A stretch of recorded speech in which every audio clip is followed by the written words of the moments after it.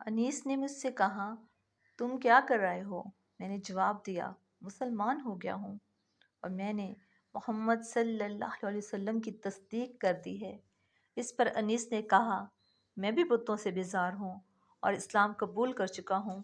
اس کے بعد ہم دونوں اپنی والدہ کے پاس آئے تو وہ بولی، مجھے پچھلے دن سے کوئی دلچسپی نہیں رہی، میں بھی اسلام قبول کر چکی ہوں، اللہ کے رسول کی تصدیق کر چکی ہوں۔ اس کے بعد ہم اپنی قوم غفار کے پاس آئے، ان سے بات کی، ان میں سے آدھے تو اسی وقت مسلمان ہو گئے۔ باقی لوگوں نے کہا، جب رسول اللہ صلی اللہ علیہ وسلم تشریف لائیں گے ہم اس وقت مسلمان ہوں گے۔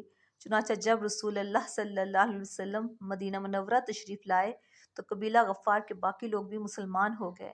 ان حضرات نے جو یہ کہا تھا کہ جب رسول اللہ صلی اللہ علیہ وسلم تشریف لائیں گے ہم اس وقت مسلمان ہوں گے، تو ان کے یہ کہنے کی وجہ یہ تھی کہ نبی کریم صلی اللہ علیہ وسلم نے مکہ میں حضرت ابو ذر غفاری رضی اللہ تعالیٰ عنہ سے ارشاد فرمایا تھا، میں نخلستان یعنی کھجوروں کے باغ کی سرزمین میں جاؤں گا جو یثرب کے سوا کوئی نہیں، تو کیا تم اپنی قوم کو یہ خبر پہنچا دو گے؟ ممکن ہے اس طرح تمہارے ذریعے اللہ تعالیٰ ان لوگوں کو فائدہ پہنچا دے اور تمہیں ان کی وجہ سے اجر ملے۔ اس کے بعد نبی کریم صلی اللہ علیہ وسلم کے پاس قبیلہ اسلم کے لوگ آئے، انہوں نے آپ سے عرض کیا، اے اللہ کے رسول، ہم بھی اسی بات پر مسلمان ہوتے ہیں جس پر ہمارے بھائی قبیلہ غفار کے لوگ مسلمان ہوئے ہیں۔ نبی کریم صلی اللہ علیہ وسلم نے یہ سن کر فرمایا، اللہ تعالیٰ غفار کے لوگوں کی مغفرت فرمائے اور قبیلہ اسلم کو اللہ سلامت رکھے۔ یہ حضرت ابو ذر غفاری رضی اللہ تعالیٰ عنہ ایک مرتبہ حج کے لیے مکہ گئے۔ طواف کے دوران کعبے کے پاس ٹھہر گئے، لوگ ان کے چاروں طرف جمع ہو گئے۔ اس وقت انہوں نے لوگوں سے کہا، بھلا بتاؤ تو، تم میں سے کوئی سفر میں جانے کا ارادہ کرتا ہے تو کیا وہ سفر کا سامان ساتھ نہیں لیتا؟ لوگوں نے کہا، بے شک ساتھ لیتا ہے۔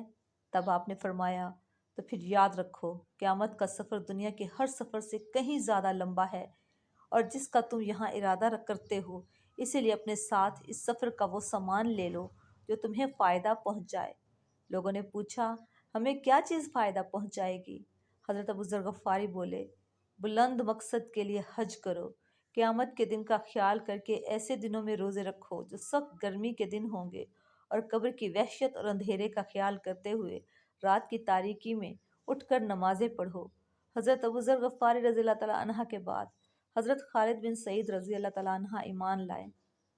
کہا جاتا ہے کہ دیہات کے لوگوں میں سے مسلمان ہونے والوں میں یہ تیسرے یا چوتھے آدمی تھے، ایک قول یہ ہے کہ پانچویں تھے۔ یہ اپنے بھائیوں میں سب سے پہلے مسلمان ہوئے۔ ان کے اسلام لانے کا واقعہ یوں ہے کہ انہوں نے خواب میں جہنم کو دیکھا، اس کی آگ بہت خوفناک انداز میں بھڑک رہی تھی، یہ خود جہنم کے کنارے کھڑے تھے۔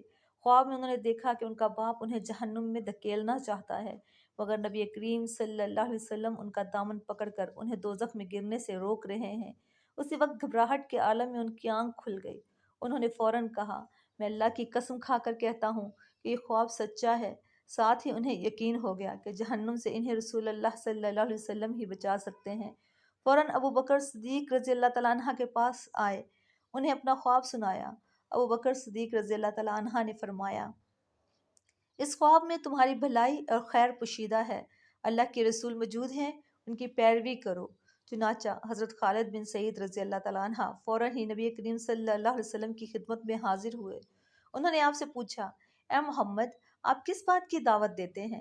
آپ نے ارشاد فرمایا، میں اس بات کی دعوت دیتا ہوں کہ اللہ ایک ہے، اس کا کوئی شریک نہیں، کوئی اس کے برابر کا نہیں، اور یہ کہ محمد اللہ کے بندے اور رسول ہیں، اور تم یہ جو پتھروں کی عبادت کرتے ہو اس کو چھوڑ دو، یہ پتھر نہ سنتے ہیں، نہ دیکھتے ہیں، نہ نقصان پہنچا سکتے ہیں اور نہ فائدہ پہنچا سکتے ہیں۔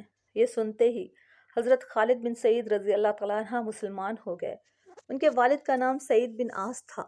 اسے پتہ چلا کہ بیٹے نے اسلام قبول کر لیا ہے تو وہ آگ بگولا ہو گیا، بیٹے کو کوڑوں سے مارنا شروع کیا، یہاں تک کہ اتنے کوڑے مارے کہ کوڑا ٹوٹ گیا۔ پھر اس نے کہا، تو نے محمد کی پیروی کی، حالانکہ تو جانتا ہے وہ پوری قوم کے خلاف جا رہا ہے، وہ اپنی قوم کے معبودوں کو برا کہتا ہے۔ یہ سن کر حضرت خالد بن سعید رضی اللہ تعالیٰ عنہ بولے، اللہ کی قسم، وہ جو پیغام لے کر آئے ہیں میں نے اس کو قبول کر لیا ہے۔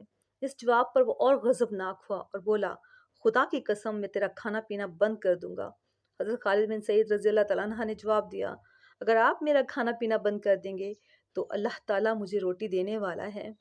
تنگ آ کر سعید نے بیٹے کو گھر سے نکال دیا، ساتھ ہی اپنی باقی بیٹوں سے کہا، اگر تم میں سے کسی نے بھی اس سے بات چیت کی میں اس کا بھی یہی حشر کروں گا۔ حضرت خالد بن سعید رضی اللہ تعالیٰ عنہ گھر سے نکل کر حضور نبی کریم صلی اللہ علیہ وسلم کی خدمت میں آ گئے۔ اس کے بعد وہ آپ کے ساتھ ہی رہنے لگے، باپ سے بالکل بے تعلق ہو گئے، یہاں تک کہ جب مسلمانوں نے کافروں کے مظالم سے تنگ آ کر حبشہ کی طرف ہجرت کی تو یہ ہجرت کرنے والوں میں سے پہلے آدمی تھے۔ ایک مرتبہ ان کا باپ بیمار ہوا، اس وقت اس نے قسم کھائی، اگر خدا نے مجھے اس بیماری سے صحت دے دی تو میں مکہ میں کبھی محمد کے خدا کی عبادت نہیں ہونے دوں گا۔ باپ کی یہ بات سن کر حضرت خالد بن سعید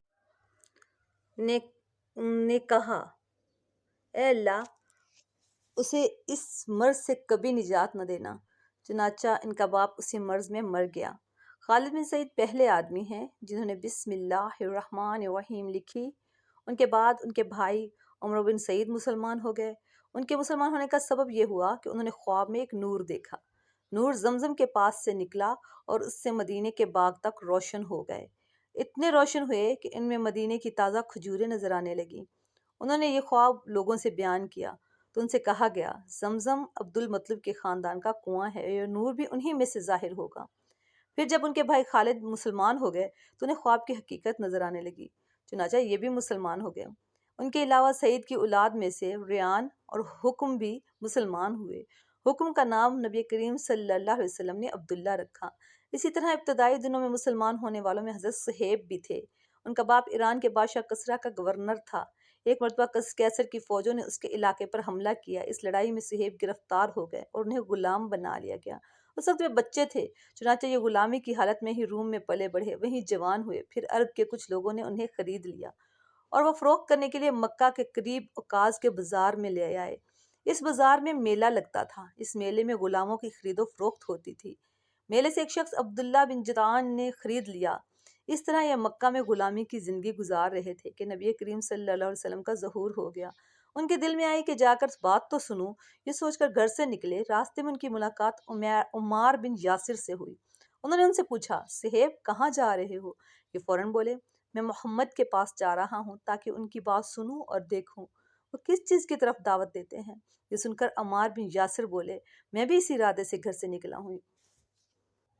یہ سن کر صہیب بولے، تب پھر اکٹھے ہی چلتے ہیں۔ اب دونوں ایک ساتھ قدم اٹھانے لگے۔